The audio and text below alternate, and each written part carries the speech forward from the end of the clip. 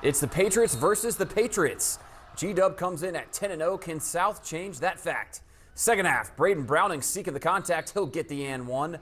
They lead by 4. Harry Silvas getting into his bag. Step back 3. Bottoms. Lead cut to 1. More outside shooting from South. This time it's going to be Cam Fallon on the money. G-Dub leads 35-33. They'd extend that lead right here. Dominic Sprouse in transition. Lead back up to 7. Not for long, though. Silvas on the handoff, rising up and knocking it down. 30 for him tonight.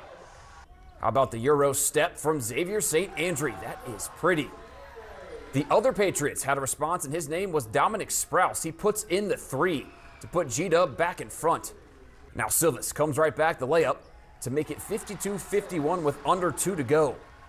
Off the offensive rebound, Sprouse comes up clutch once again. Ice in the veins. G-Dub takes the lead back. But they forget to guard Silvas here. He was unconscious in crunch time. Another triple, and this one gave South the lead for good. South would ice the game with some clutch free throws down the stretch and knock off the best team in Class 4A 60 to 55.